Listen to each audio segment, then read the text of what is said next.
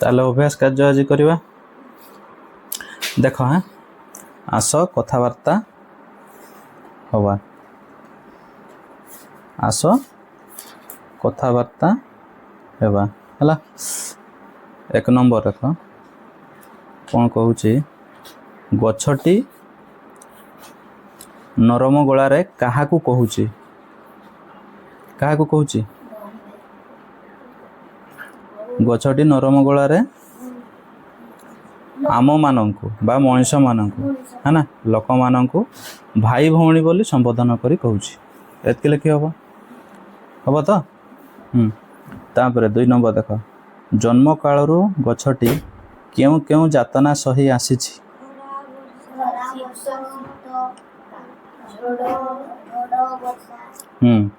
खरा है प्रखर खरा शीत काकर है वर्षा झड़ी गछटी सही आसीछि एते सब प्राकृतिक जातना से गुड़ा सी सहीकी आसीछि किए गछ तेणु से सहीकी आसी बोली आज कि ता पाखरे फल लगुच लिखि हम तो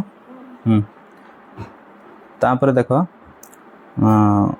गछ आम पाई कौन सबू साइती रखिछि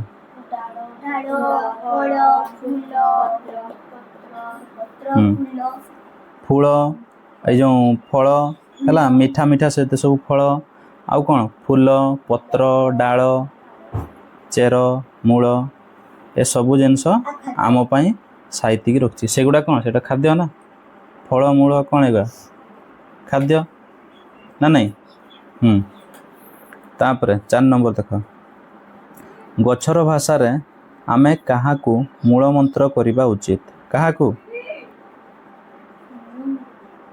करम बा कर्म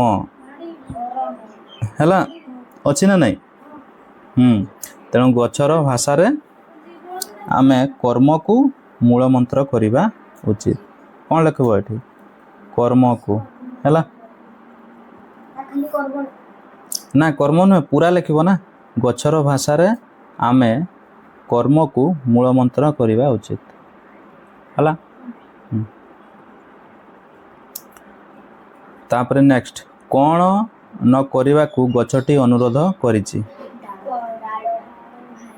ताकू कौन सेटा थिला शब्द आकुल न करिया पई हैला माने तार गछ पत्र को न छिड़ाइया पई जते फल खाउछ खाओ चलिबो किंतु तार जो गछ पत्र ताकू न छिड़ाइया पई से कहिछि आउ कौन कहिछि निजर कर्म पथरे हेला न करिया पई कहिछि लोक माननकु पिला माननकु तुमको कौन कहिछि निजर कर्म पथरे हेला न करिया पई मध्य कहिछि हैला ताले दुईटा जिंस लिखिबो गोटे कौन आकुल न करिया पई ताकू हबो तो आकुल न करिया पई आ गोटे कौन लिखिबो कर्म पथरे हेला न करिया पई तुमर एबे कर्म पथ कोटा एबे कर्म कोटा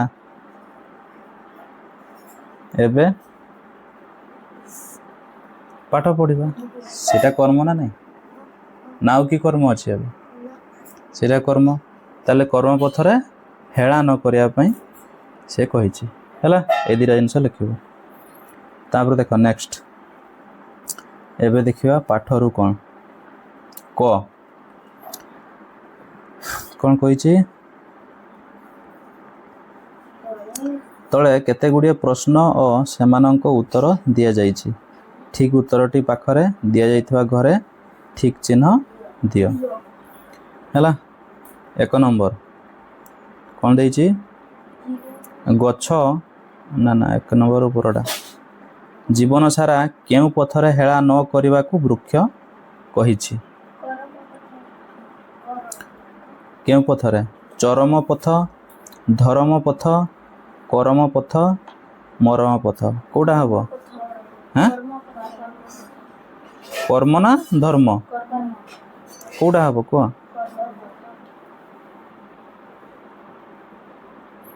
एटा करम पथ हैला तापरे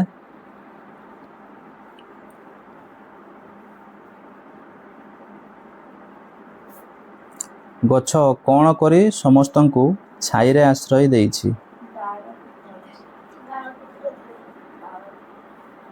କ'ଣ କରି ସମସ୍ତଙ୍କୁ ଛାଇରେ ଆଶ୍ରୟ ଦେଇଛି କୋଉଟା ହବ ଏ ଭିତରୁ?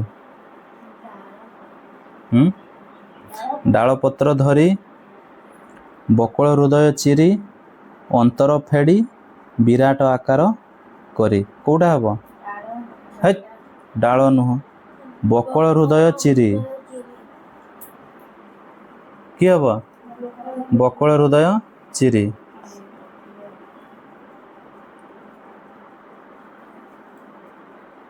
ତାପରେ 3 ନମ୍ବର, ଜଗତ ହିତରେ କ'ଣ କରିବା ଉଚିତ? ଫଳ ଖାଇବା, ପର ଉପକାର କରିବା, ସବୁଜିମା ଭରିବା, ଆଉ ଗଛ ଲଗାଇବା କୋଉଟା?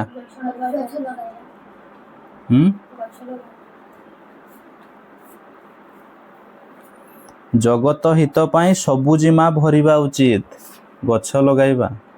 হ্যাঁ କୋଉଟା ହବ? ସବୁଜିମା ଭରିବା। ସବୁ ବିଷୟରେ ମନେ ପଡୁଛି ନା ନାହିଁ? କ'ଣ ହବ? ସବୁଜିମା ଭରିବା। ତାପରେ 4 ନମ୍ବର, 4 ନମ୍ବର ଦେଖ, ପର ଉପକାର କରିବା ପାଇଁ କାହାକୁ ମୂଳ ମନ୍ତ୍ର କରିବା ଉଚିତ? ପର ଉପକାର କରିବା ପାଇଁ କର୍ମକୁ, ଧର୍ମକୁ, ଜନ୍ମକୁ, ସେବାକୁ, କାହାକୁ?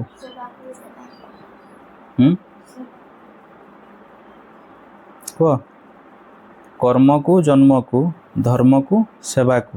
ଏଠି କୋଉଠି ସେବା ଦେଇଛି ଦେଖାଉ ନା? ଏଠି କ'ଣ ହବ? କର୍ମକୁ ହେଲା, କର୍ମକୁ ମୂଳ ମନ୍ତ୍ର କରିବା ଉଚିତ। ତାପରେ 5 ନମ୍ବର, 5 ନମ୍ବର ଦେଖ, ଜାଣିପାରିବନି ଏ ରୂପ ମୋହର କେତେ ସାଧନାର ଫଳ, ଏ କଥା କିଏ କହିଛି? ଏଟାକୁ କହିବା ପାଇଁ ପଡ଼ିବ ନା? କବି କହିଛନ୍ତି ନା? ହଁ ଯେ କବି କହିଛନ୍ତି ନା? ଧରଣୀ କହିଛି ନା? ପିଲାଟି କହିଛି? କିଏ କହିଛି? ଗଛ କହିଛି ହେଲା। ତାପରେ ଚିନ୍ତା ଓ କଳ୍ପନା 1 ନମ୍ବର ଦେଖ, ଗଛ କେବେ କାହା ସହିତ କଥା ହେବାର ତୁମେ ଜାଣିଛ?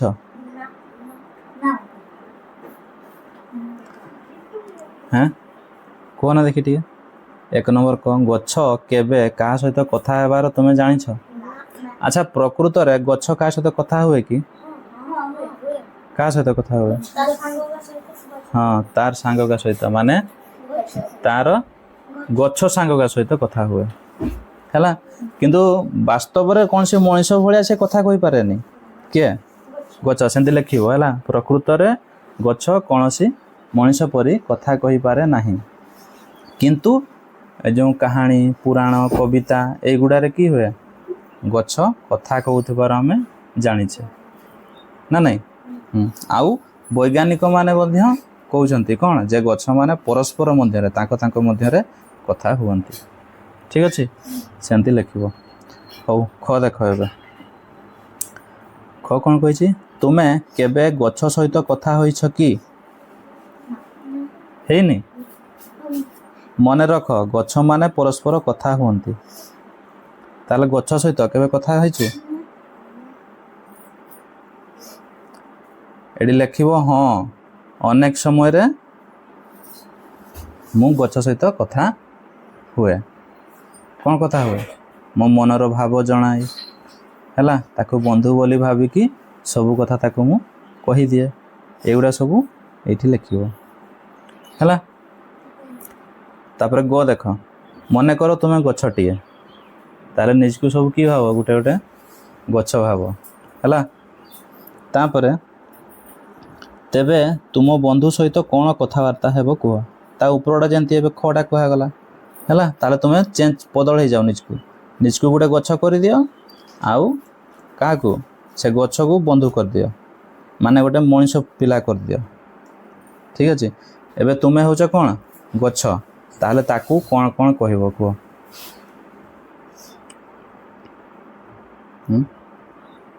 ତେଣୁ ଲେଖିବ, ଯଦି ମୁଁ ଗଛ ହେଇଯାଏ, ଯଦି ମୁଁ ଗଛଟିଏ, ତେବେ ତାକୁ ବା ମୋର ବନ୍ଧୁକୁ କହିବି କ'ଣ କହିବି ଯେତେ ଫଳ ଖାଉଛ ଖାଅ କିନ୍ତୁ ମୋର ଡାଳ ପତ୍ରକୁ ଛିଡ଼ାଅ ନାହିଁ। କାହିଁକି ଛିଡ଼ାଅ ନାହିଁ? କାହିଁକି ନା ତାହା ଯୋଗୁଁ ମୁଁ କଷ୍ଟ ଅନୁଭବ କରେ। ହେଲା, ଠିକ୍ ସେମିତି ଏଠି ଲେଖିଦେବ। ହବ ତ? ତାପରେ ଦେଖ 2 ନମ୍ବର କ'ଣ କହିଛି, ନରମ ଗଳାରେ ଗଛଟି କହଇ ଶୁଣରେ ମଣିଷ ଭାଇ, ଫଳ ଖାଇବାକୁ ବଳାଉଛ ମନ, ଆପତ୍ତି ମୋହର ନାହିଁ। ଉପର ଲିଖିତ କବିତାର ଧାଡ଼ିରେ ଗଛଟି ମଣିଷମାନଙ୍କୁ ତା ଦୁଃଖ କଥା ଜଣାଉଛି। ଶେଷରେ ଗଛ ଲଗାଇବା ପାଇଁ ଆମ୍ଭମାନଙ୍କୁ ଶପଥ କରାଉଛି। ତାହେଲେ 2 ନମ୍ବର କଟା ସେମିତି କିଛି କରିବା ଦରକାର ନାହିଁ, ସେ ଖାଲି କହିଦେଉଛି। ହେଲା, ତାପରେ ଦେଖ କେଉଁଟା ଖଟା, ଦିନେ ସକାଳେ ତୁମେ ବୁଲୁଥିବା ବେଳେ ହାତୀ ଛୁଆଟିଏ ଯାଉଥିବାର ଦେଖିଲ। ତାହେଲେ ବୁଲୁଛ, ମନେ ପକାଅ, ରାସ୍ତାରେ ଯାଉଛ ସକାଳେ, ହେଲା, ମର୍ଣ୍ଣିଂ ୱାର୍କରେ ଯାଉଛ, ତ ହାତୀ ଛୁଆଟିଏ ଯାଉଥିବାର ଦେଖିଲ। ହାତୀ ଛୁଆଟି ତୁମକୁ ଦେଖି ଅଟକିଗଲା। ଠିକ୍ ଅଛି, ତାହେଲେ ହାତୀ ଛୁଆଟା ସେ କ'ଣ କଲା? ଅଟକିଗଲା। ତୁମେ ବି ଅଟକିଗଲ। ପରସ୍ପରକୁ କିଛି ସମୟ ଚାହିଁଲ। ତାହେଲେ ତୁମେ ବି ତାକୁ ଚାହିଁଛ, ସେ ହାତୀ ଛୁଆଟା ବି ତୁମକୁ ଚାହିଁଛି। ହେଲା, ଧୀରେ ଧୀରେ ତୁମ ଦୁହିଁଙ୍କ ମଧ୍ୟରେ ବନ୍ଧୁତା ଆସିଲା। ତାହେଲେ ଧୀରେ ଧୀରେ ତୁମେ ପରସ୍ପରକୁ ଦେଖିକି କ'ଣ ହେଇଗଲ? ସାଙ୍ଗ ହେଇଗଲ। ହେଲା, ତୁମେ ଦୁହେଁ କଥାବାର୍ତ୍ତା ହେଲ। ତାହେଲେ ସେ ହାତୀ ଛୁଆ ସହିତ ତୁମେ କଥା ହେଉଛ। ହେଲା, ତୁମେ ଦୁହେଁ କ'ଣ କଥାବାର୍ତ୍ତା ହେଲ ବନ୍ଧୁ ମେଳରେ ଆଲୋଚନା କର। କୁହ ସବୁ କ'ଣ ସବୁ କଥା ହେବ ତା ସହିତ। ହାତୀ ଛୁଆକୁ ଦେଖିଲ, ତାପରେ ପ୍ରଥମ କହିବ, ସେ ଲେଖିବ ଯେ ମୁଁ ତାପରେ କମା 2ଟା ଦେବ, ଉପରେ ଇଏ ଚିହ୍ନ ଦେବ। ହେଲା, ତାପରେ ଲେଖିବ। ହେଲା, କ'ଣ ଲେଖିବ? ପ୍ରଥମ ଲେଖିବ ମୁଁ, ତାପରେ ଏମିତି ଦେବ। ହେଲା, ତାପରେ ଲେଖିବ ନମସ୍କାର ହାତୀ ଛୁଆ। କି କହିବ? ନମସ୍କାର ହାତୀ ଛୁଆ। ହେଲା, ତୁମେ ଏଠି ଏକୁଟିଆ କ'ଣ କରୁଛ? ଏମିତି ପଚାରିବ। ବନ୍ଧୁତା ହେଲା ପରା। ତାପରେ ସିଏ କହିବ, ହାତୀ ଛୁଆ କହିବ କ'ଣ କହିବ? ଏଇଆଡ଼େ ଟିକେ ବୁଲିବା ପାଇଁ ଆସିଥିଲି। ହେଲା, ତାପରେ ହଁ, ତାପରେ ସେ ବୁଲିବା ପାଇଁ ଆସିଛି ମାନେ ସେ ତ କହିବ ନା ମୁଁ ବୁଲିବା ପାଇଁ କ'ଣ ପାଇଁ ଆସିଛି। କ'ଣ କହିବ? ନା ତୁମର ଏଠି ବହୁତ ଗୁଡ଼ା ଗଛ ଅଛି, ଚାରିଆଡ଼େ ସବୁଜିମା ଭରି ହେଇକି ରହିଛି। ହେଲା, ତାପରେ ତୁମର ଆଉ ହାତୀ ଛୁଆ ଭିତରେ କଥା ହେଉଛ। ବୁଝିହେଲା ତ? ହାତୀ ଛୁଆ ମଧ୍ୟରେ କଥା ହେଉଛ, କ'ଣ ସବୁ କହିବ। ତାପରେ ହାତୀ ଛୁଆ ପୁଣି କହିବ ଯେ ତୁମ ଆଡ଼େ ବୁଲିବା ପାଇଁ ଆସିଥିଲି। ତାପରେ ତୁମେ ପୁଣି କହିବ କ'ଣ? ମାନେ ମୁଁ ଲେଖିବ, ତୁମେ ନୁହେଁ, ସେଠି କ'ଣ ମୁଁ ଲେଖିବ। ତାହେଲେ ତୁମେ ପୁଣି କହିବ, ସେ ଯେତେବେଳେ କହିଲା ଯେ ତୁମର ଏଠି ଚାରିପଟେ ଘର ଅଛି, ଏଇ ଯେଉଁ ସବୁଜିମା ଭରି ହେଇକି ରହିଛି, ଗଛପତ୍ର ପ୍ରବଳ ଅଛନ୍ତି। ତାହେଲେ ତୁମେ କହିବ ହଁ ପରା, ଆମେ ସବୁ ଗଛମାନଙ୍କର ଯତ୍ନ ନେଉ। କହିବ ନା ନାହିଁ? ନା କହିବ ଆମେ ଗଛକୁ ସବୁ କାଟୁଥାଉ ବୋଲି? କି କହିବ? ଗଛମାନଙ୍କର ଯତ୍ନ ନେଉ। ତାପରେ ପୁଣି ହାତୀ ଛୁଆ କହିବ। ହାତୀ ଛୁଆ କ'ଣ କହିବ? ନା ଭଲ, ଏମିତି ଯତ୍ନ ନେବା ଉଚିତ। ହେଲା, ତାପରେ ତୁମେ କହିବ ଆସ ସାଙ୍ଗ ହେଇକି ଖେଳିବା। ହେଲା, ତାପରେ ଯଦି ବେଶୀ ସମୟ କଥା ହେବନି ତାହେଲେ ହାତୀ ଛୁଆ ପୁଣି କ'ଣ କହିବ? ନା ମୁଁ ବହୁତ ଦୂର ପଳେଇ ଆସିଛି, ମୋର ମା' ସେପଟେ ମୋତେ ଖୋଜୁଥିବ, ତେଣୁ ମୁଁ ଏବେ ଯାଉଛି କହିକି ସେ ଯିବ। ତାପରେ ତୁମେ ପୁଣି କହିବ ହଉ ଠିକ୍ ଅଛି, ଏବେ ଯାଅ, ଆମ ମଧ୍ୟରେ ବନ୍ଧୁତା ହେଇଗଲା, ପୁଣି ଫେରିବ, ପୁଣି ଦେଖା ହେବ। ହେଲା, ସେମିତି କହିକି ତାକୁ ପଠେଇ ଦେବ। ହେବ ତ? ତାପରେ ଦେଖ, ଭାବ ଓ ଲେଖ। ଭାବ ଓ ଲେଖ। କ'ଣ କଲେ ଆମ ଧରଣୀ ହତଶ୍ରୀ ହେବ ନାହିଁ। ହେଲା,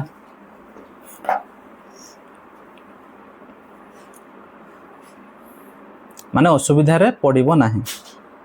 ହେଲା, ହତଶ୍ରୀ, ସେଇଟା ହତଶ୍ରୀର ହତଶ୍ରୀ ହେଇଛି। ଶେଷରେ କବିତାରେ ଦିଆହେଇଛି ନାହିଁ, ହତଶ୍ରୀ ହେବ ନାହିଁ, ଅସୁବିଧାରେ ପଡ଼ିବ ନାହିଁ, ଦୁର୍ଭାଗ୍ୟ ହେବ ନାହିଁ। ହେଲା, ତାହେଲେ କ'ଣ କଲେ? ଚାରିଆଡ଼େ ସବୁଜିମା ଭରିଲେ, ଡାଳପତ୍ର ଛିଡ଼େଇବା ନାହିଁ ଏବଂ ଧରଣୀ ଧରଣୀ ଆରେ ଧରଣୀ ହତଶ୍ରୀ ହେବ ନାହିଁ, ଏଠି ଗଛ କଥା କୁହାନି। ତେଣୁ ଚାରିପଟେ ଯଦି ଆମେ ସବୁଆଡ଼େ ଗଛ ଲଗାଇବା, ସବୁଆଡ଼େ ସବୁଜିମା ଭରିଦେବା, ତାହେଲେ ଧରଣୀ ହତଶ୍ରୀ ହେବ ନାହିଁ। ହେଲା, ସେଇଆ ତୁମେ ଏଠି ଲେଖିବ କେଉଁଠି 1 ନମ୍ବରଟାରେ। 2 ନମ୍ବର ଦେଖ କ'ଣ କହିଛି ନା ଗଛ ତା ଜୀବନରେ କି କି ଯାତନା ସହିଛି, କି କି ଯାତନା ସହିଛି କୁହ।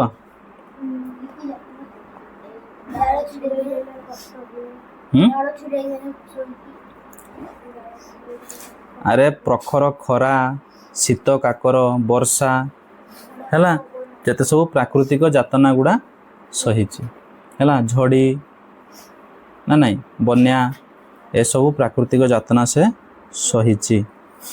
ତାପରେ 3 ନମ୍ବର ଆମେ ସବୁ ଗଛକୁ କିପରି କୋଷଣ ଦେଉଛେ। କୋଷଣ ମାନେ ଏଠି ହେଉଛି କଷ୍ଟ, ହେଲା, ତେଣୁ କୋଷଣ ଦେଉଛେ, ଆମେ କିପରି ତାକୁ କୋଷଣ ଦେଉଛେ। ସେଠି ଦେଇଛି ସଚନା, ଦେଇଥିଲା ସଚନା, ଦୁଃଖ ନ କରି, ହେଲା, ତେଣୁ ଆମେ ଟିକେ ମଧ୍ୟ ସଚନା ନ କରି, ହେଲା, ପତ୍ର ଡାଳ ପତ୍ରକୁ ଟାଣିକି ତାକୁ ଛିଡ଼େଇ ପକାଉଛେ, ତାକୁ ଆଘାତ ଦେଉଛେ। ତେଣୁ ଏହିପରି ଭାବେ ଆମେ ତାକୁ କ'ଣ ଦେଉଛେ, ସଚନା ଦେଉଛେ, ହେଲା। 4 ନମ୍ବର ଆମ ପାଇଁ ଗଛ କ'ଣ ସାଇତି ରଖିଛି।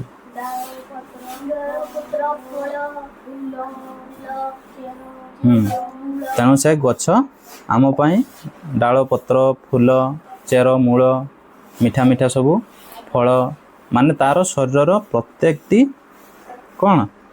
ପ୍ରତ୍ୟେକଟି ଅଂଶ, ଠିକ୍ ଅଛି, ପ୍ରତ୍ୟେକଟି ଅଂଶ ସେ ଆମକୁ ସାଇତିକି ରଖିଛି ଆମ ପାଇଁ, କିନ୍ତୁ ଆମେ କ'ଣ କରୁଛେ, ଟାଣିକି ତାକୁ ଛିଡ଼େଇକି ତାକୁ ଯତ୍ନ ଦେଉଛେ। ହବ। 5 ନମ୍ବର ଗଛର ଉପକାର ପାଇଁ ତୁମେ କ'ଣ କରିବ। ଗଛମାନଙ୍କର ଉପକାର ପାଇଁ ତୁମେ କ'ଣ କରିବ କୁହ। ପାଣି ଦେବ, ହଁ ପାଣି ଦେବ, ଆଉ କ'ଣ କରିବ। ହାଁ କ'ଣ ଖତ ଦେବ, ହଉ ଖତ ଦେବ, ଆଉ କ'ଣ କରିବ। ଅଯଥାରେ ଗଛ କାଟିବ ନାହିଁ, ହେଲା, ଆଉ ନୂଆ ନୂଆ ଗଛ ଲଗେଇବ ନା, ସେ ଗୋଟେ ଗଛ ଲଗେଇଦେବ ସେଇଟାରେ ହେଇଯିବ, ନୂଆ ନୂଆ ଗଛ ଲଗେଇବ, ଆଉ ଗଛର ଯତ୍ନ ନେବ। ଆଉ କ'ଣ କରିବ, ଖାଲି ନିଜେ ଯତ୍ନ ନେଲେ ହେଇଯିବ, ସାଙ୍ଗସାଥି ବା ବନ୍ଧୁଜନ ବା ଅନ୍ୟ ଲୋକମାନଙ୍କୁ ମଧ୍ୟ କହିବା ଯେ ଗଛର ଯତ୍ନ ନେବା ଉଚିତ, ଗଛ ଯୋଗୁଁ ଆମେ ବଞ୍ଚିଛେ ବୋଲି ତାଙ୍କୁ ଜଣାଇ ଦେବା, ହେଲା। ଏଇସବୁ କାମ ତୁମେ କରିପାରିବ, ଲେଖିପାରିବ ଏଠି। ଆସ କବିତାକୁ ବୁଝିବା, ହେଲା। ହଁ 1 ନମ୍ବରଟା ଦେଖ, 1 ନମ୍ବର କ୍ଷୀର ନୁହେଁ ଏତ ଲୋତକ ଧାରାରେ ନୟନୁ ଝରଇ ମୋର। ତାହେଲେ ୟାକୁ କ'ଣ ଲେଖିବା, ସରଳାର୍ଥ ଲେଖିବା। କେମିତି ଲେଖିବ ମନ ଦେଇକି ଶୁଣ, ହେଲା। କ୍ଷୀର ଲେଖିବ, ଡଟ୍ ଡଟ୍ ଡଟ୍ ଦେଇକି ଯିବ ପୁରା ଶେଷ ଯାଏଁ, ତାପରେ ଲେଖିବ ଲାଷ୍ଟରେ ଅଛି କ'ଣ, ମୋର। ଝରଇ ମୋର ଏତିକି ଲେଖିଲେ ବି ଚଳିବ, କିମ୍ବା ଖାଲି ମୋର ସେତିକି ଲେଖିଲେ ବି ଚଳିବ, ହେଲା। ତାପରେ ଷ୍ଟାର୍ଟ କରିବ ଗୋଟେ ପାରାଗ୍ରାଫ, ମାନେ ଗୋଟେ ଶବ୍ଦ ଛାଡ଼ି ଦେଇକି ଲେଖିବ। କେମିତି ଲେଖିବ ନା ଉକ୍ତ ପଦ୍ୟାଂଶଟି ପଠିତ 5ମ ଶ୍ରେଣୀ ସାହିତ୍ୟ ବହିର, ଏମିତି ଲେଖିପାର, ନହେଲେ କ'ଣ ଭାଷା ମହକ ସାହିତ୍ୟ ବହିର ଗଛ କାହାଣୀ କବିତାରୁ ଆନିତ। ପୂର୍ଣ୍ଣଚ୍ଛେଦ ଏଠାରେ କବି ଡକ୍ଟର ରାମଚନ୍ଦ୍ର ନାୟକ ପରିବେଶ ସନ୍ତୁଳନ ପାଇଁ ଗଛ ଲଗାଇବାର ଆବଶ୍ୟକତାକୁ ବର୍ଣ୍ଣନା କରିଛନ୍ତି, ହେଲା। ତାପରେ ନେକ୍ସଟ ପାରାଗ୍ରାଫ,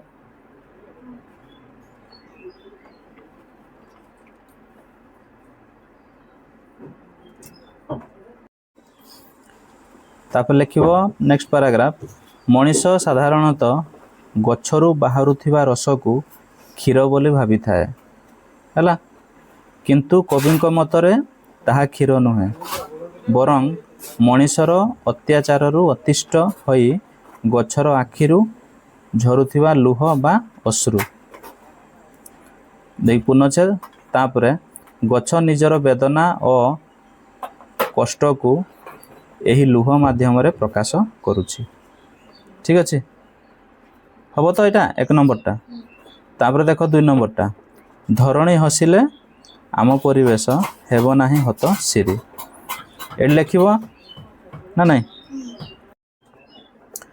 ଧରଣୀ ଡଟ୍ ଡଟ୍ ଡଟ୍ ଡଟ୍ ଯିବ, ତାପରେ ଶେଷରେ ଲେଖିବ ହତଶିରି। ହେଲା ତ? ତାପରେ ଉକ୍ତ ପଦ୍ୟାଂଶଟି ପଠିତ ଭାଷାମୋହକ ସାହିତ୍ୟ ବହିର ଗଛ କାହାଣୀ କବିତାରୁ ଆନିତ। ଏଠାରେ କବି ଡକ୍ଟର ରାମଚନ୍ଦ୍ର ନାୟକ ପରିବେଶ ସନ୍ତୁଳନ ପାଇଁ ଗଛ ଲଗାଇବାର ଆବଶ୍ୟକତାକୁ ବର୍ଣ୍ଣନା କରିଛନ୍ତି। ପୃଥିବୀ ପୃଷ୍ଠରେ, ତାପରେ ଲେଖିବ ପୁଣି ନେକ୍ସଟ ପାରାଗ୍ରାଫ ହେଲା, ପୃଥିବୀ ପୃଷ୍ଠରେ ଯଦି ଆମେ ଅଧିକରୁ ଅଧିକ ଗଛ ଲଗାଇବା ତେବେ ଧରଣୀ ସବୁଜିମାରେ ଭରିଯାଇ ହସି ଉଠିବ। ପୁନଶ୍ଚ ଯେତେବେଳେ ଧରଣୀ ସୁନ୍ଦର ଓ ସବୁଜ ହେବ ସେତେବେଳେ ଆମର ଚାରିପାଖର ପରିବେଶ ମଧ୍ୟ ସୁସ୍ଥ ରହିବ ଏବଂ କେବେ ହେଲେ ସଭାହୀନ ବା ହତଶ୍ରୀ ହେବ ନାହିଁ। ତାପରେ ଦେଖ ନେକ୍ସଟଟା ହେଲା, ତାପରେ ଦେଖ ନେକ୍ସଟଟା କେତେ ନମ୍ବର, 3 ନମ୍ବର। ଏଇଟା, ମୋ ଫଳ ଖାଇକି ମୋହରି ଆଗରେ ଶପଥ କରରେ ରହି। ତେଣୁ ସେମିତି ଲେଖିବ ମୋ ଫଳ କିମ୍ବା ଖାଲି ମୋ ଲେଖିବ ମୋ ଡଟ୍ ଡଟ୍ ଡଟ୍ ଡଟ୍ ରହି କିମ୍ବା ମୋ ଫଳ ଡଟ୍ ଡଟ୍ ଡଟ୍ ଡଟ୍ ରହି ହେଲା। ତାପରେ ଷ୍ଟାର୍ଟ କରିବ, ଉକ୍ତ ପଦ୍ୟାଂଶଟି ପଠିତ ଭାଷାମୋହକ ସାହିତ୍ୟ ବହିର ଗଛ କାହାଣୀ କବିତାରୁ ଆନିତ। ଏଠାରେ କବି ଡକ୍ଟର ରାମଚନ୍ଦ୍ର ନାୟକ ମଣିଷକୁ ପରିବେଶ ସୁରକ୍ଷା ପାଇଁ ଶପଥ ନେବାକୁ ଆହ୍ୱାନ ଦେଇଛନ୍ତି। କେମିତି ପଢ଼ୁଛି ମନ ଦେଇକି ଶୁଣ, ଠିକ୍ ସେମିତି ଲେଖିବ, ସେଇଭଳିଆ ଚେଷ୍ଟା କରିବ ଲେଖିବା ପାଇଁ। ତାପରେ ନେକ୍ସଟ ପାରାଗ୍ରାଫ, ଗଛ ମଣିଷକୁ ତାର ଫଳ ଖାଇବାକୁ ଦେଇ କହୁଛି ଯେ ମୋର ଫଳ ଖାଇ ମୋର ଉପକାରିତାକୁ ଅନୁଭବ କର। ପୁନଶ୍ଚ ମୁଁ ଯେପରି ସବୁ କଷ୍ଟ ସହି ତୁମକୁ ସେବା କରୁଛି ସେହିପରି ତୁମେ ମୋ ଆଗରେ ଶପଥ କର ଯେ ତୁମେ ଏ ସାରା ଜୀବନ ପରିବେଶ ରକ୍ଷା କରିବ ଏବଂ ଗଛ କାଟିବ ନାହିଁ। ହେଲା। 4 ନମ୍ବର, କରମକୁ ମୂଳ ମନ୍ତର କରିଣ ପର ଉପକାର କର। ହେଲା, ଏଠି ସେମିତି ଲେଖିବ କ'ଣ ନା କରମକୁ ଡଟ୍ ଡଟ୍ ଡଟ୍ ଡଟ୍ କର। ଉକ୍ତ ପଦ୍ୟାଂଶଟି ପଠିତ ପଞ୍ଚମ ଶ୍ରେଣୀ ସାହିତ୍ୟ ବହିର ବା ପଠିତ ଭାଷାମୋହକ ସାହିତ୍ୟ ବହିର ଗଛ କାହାଣୀ କବିତାରୁ ଆନିତ। ଏଠାରେ କବି ଡକ୍ଟର ରାମଚନ୍ଦ୍ର ନାୟକ ମଣିଷକୁ ନିଃସ୍ୱାର୍ଥପର କର୍ମ କରି ଅନ୍ୟର ଉପକାର କରିବା ପାଇଁ ପରାମର୍ଶ ଦେଇଛନ୍ତି। ନେକ୍ସଟ ପାରାଗ୍ରାଫ, ତାପରେ ଗଛ ମଣିଷକୁ କହୁଛି ଯେ ଜୀବନରେ କର୍ମ ବା କାମକୁ ନିଜର ମୂଳମନ୍ତ୍ର ବୋଲି ଭାବି ନିଅ। ଗଛ ଯେପରି ନିଜେ ଖରା ବର୍ଷା ଓ ଶୀତ ସହି ଅନ୍ୟକୁ ଛାଇ ଦେଇ ଉପକାର କରେ ସେହିପରି ତୁମେ ମଧ୍ୟ ନିଜ କର୍ମ ମାଧ୍ୟମରେ ସବୁବେଳେ ଅନ୍ୟର ଉପକାର କରିବାକୁ ଚେଷ୍ଟା କର। ହେଲା, ଏତିକି ଲେଖିବ, ହବ ତ ଲେଖି? ହଁ, ଭାଷାର କଥା ତଳେ କ ସ୍ତମ୍ଭରେ, କଟା ଦେଖ, ତଳେ କ ସ୍ତମ୍ଭରେ କେତେ ଗୁଡ଼ିଏ ଭାବାର୍ଥ ଦିଆଯାଇଛି। କବିତାରେ କେଉଁଠି ସେହି କଥା କୁହାଯାଇଛି ଖ ସ୍ତମ୍ଭରେ ସେହି ଧାଡ଼ି ବା ଧାଡ଼ି ଗୁଡ଼ିକ ଲେଖ। ନମୁନାଟିଏ ଦିଆଯାଇଛି। ତାହେଲେ କ ସ୍ତମ୍ଭରେ ଦିଆଗଲା ଗଛ ଆମକୁ ଫଳ ଖାଇବାକୁ ମନା କରିନାହିଁ। ତାର ଭାବାର୍ଥ କେଉଁଟା ହେବ ନା ଫଳ ଖାଇବାକୁ ବଳାଇଛ ମନ, ନା ଭାବାର୍ଥ ନୁହେଁ, କବିତାର ଧାଡ଼ିଟା ତା ଭାବାର୍ଥ ହେଉଛି ପ୍ରଥମଟା କେଉଁଟା କ ସ୍ତମ୍ଭଟା, ଗଛ ଆମକୁ ଫଳ ଖାଇବାକୁ ମନା କରିନାହିଁ, ସେଟା ହେଉଛି ଅର୍ଥଟା। ଆଉ କବିତାଟା ତୁମେ ଖ ସ୍ତମ୍ଭରେ ଲେଖିବ। ପ୍ରଥମଟା ଦେଇଛି ଫଳ ଖାଇବାକୁ ବଳାଇଛ ମନ ଆପତ୍ତି ମୋହର ନାହିଁ। ହେଲା, ଏବେ 2 ନମ୍ବର କୁହ, ଗଛର ଆଖିରୁ ଲୁହର ଧାର ବହୁଛି, କ'ଣ ହବ ଏଇଟା? ହଁ ବାସ୍ ସେଇଟା ହବ। ହେଲା, କ୍ଷୀର ନୁହେଁ ଏତ ଲତକ ଧାରାରେ ନୟନ ଝରଇ ମୋର। तापरे प्रचुर फल देखी मते ईर्षा करूछ आज सिना तुमे एटा हबो आज सिना तुमे ईर्षा करूछ देखी फल माळ माळ ए बुझी होछ ना लिख परबो तो तापरे देख 4 नंबर सारा जीवन कर्म पथरे रहिबो सेटा कोन हबो ना ना ए सारा जीवन कर्म पथरे हेळान करिवो केही ठीक अछि हबो तो तापर देख 5 आम परिवेश हतश्री हेबो नाही एटा तो हे जिवो साधाडा कोडा हबो धरणी हसिले आम परिवेश हेबो नाही हतश्री 6 दुखरे मो गछर दुखरे मो माने से गछर हला प्राण जळी जाउछि कोडा हबो जानी पारिबोनी सेटा देख जानी पारिबोनी पुराण मोहर दुखरे किपरि जळे ठीक अछि तापर देख खडा हैं खडा कोन कहिछि अक्षर सजाडी शब्द गढ़ पारु अछ जदि मात्रा को जोड़ ताहले मात्रा किछि जोड़ियो मात्रा माने हमर हसिकार दीर्घिकार एमती लगेले भी किछि असुविधा नाही हैला ताले न ब ज से कोन कहला जीवन कर देला शब्दटा को गढ़ी देला ठीक अछि ताले से अक्षर गुडा जोड़ी की हां जगत होबो जगत होबो तापरे कतल तालिका हाँ तालिका हबो लतक हबो धरणी हबो हाँ धरणी हबो तापर ओटा नेक्स्ट हाँ तापरे न चस एटा कोन हबो एटा अछि शब्दटा मन पका सचना हला तापरे कर पौ कोन हबो उपकार तापरे समजब सबुजिमा कोन हबो सबुजिमा तापरे देख गोटा शब्द झुलुछि गछरे देख समान अर्थ को खोजण लेख ताले गछरे जो शब्द गुडा झुलुछि तार समान अर्थ एठु खोजी के बाहर करबो गछ पत्र लुह आखी शपथ ए चारटा देला तार समान अर्थ एठु बाहर करबो ताले गछर समान अर्थ एठु कोन कोन हबो जेटा बाहरिबो गछर तरु हबो तरु द्रुम पादप एगुडा हबो तरु द्रुम पादप तापरे अछि पत्रटा हबो किशलय पल्लव तापरे अछि लुहडा हबो अश्रु लतक तापरे अछि आखी हबो चक्षु नयन शपथ हबो प्रतिज्ञा हैला तापरे देख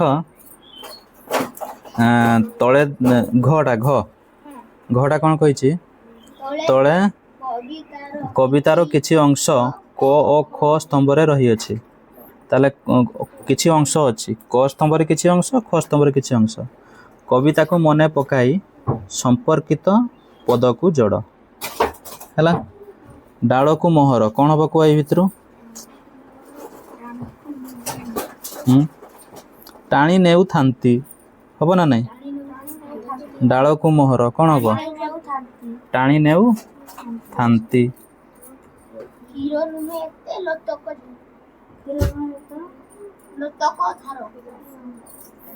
ताहले डाल को मोहर सेटा हबो कोन टाणी नेउ थांती एटा दबो कोट को टाणी नेउ थांती हमर 4 नंबर टा को हैला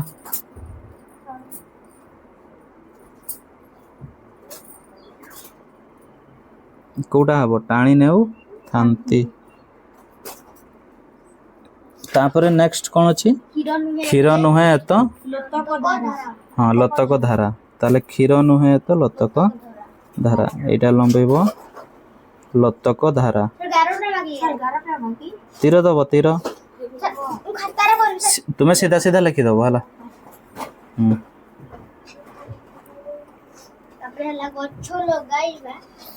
गछ लगाइबा गछ लगाइबा सेटा हबो हला गछ लगाइबा पर उपकार कौन हबो पर उपकार मूल मंत्र हेबो हला सेटा हबो पर उपकार मूल मंत्र हेबो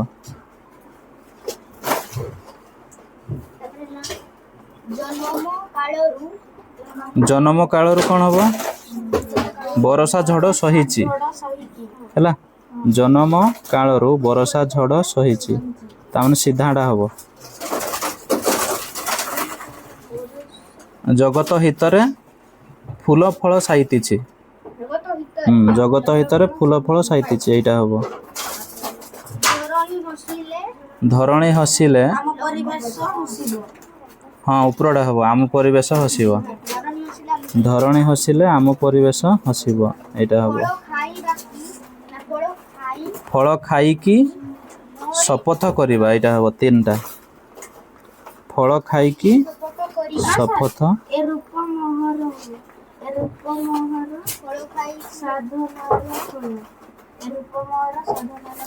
अरे साधनार फल फल खाई की एटा की फल खाई की हबो शपथ करिबा हैला तापरे छाई रे आसरा देइछि एटा कोन हबो बस छाई रे आसरा देइछि सेटा सीधा हबो बकळ हृदय चिरी ठीक अछि हैला कोन कहिछि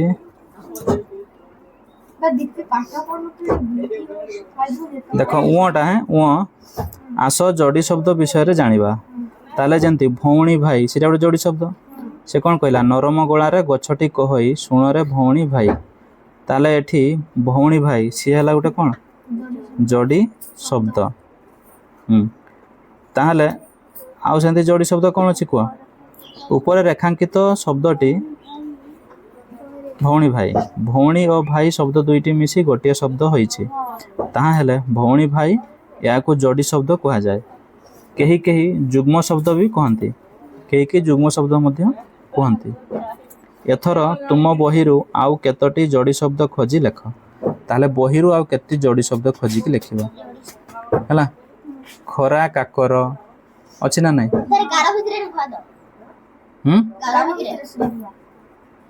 गारो भितरे हाँ से गारो भितरे लिखिबो तापरे कौन हबो आउ की हो शब्द हबो को गछ पत्र हाँ डाल पत्र फलमूल हाँ फलमूल आउ कौन हबो खरा बरसा फूल फल चेरमूल हबो ना नहीं हाँ एगुड़ा सब लिखिबो है सेगा केटी अछि सेगा के दिए थिले आ की पता कोई संग देखो देखो तापर देखो नेक्स्ट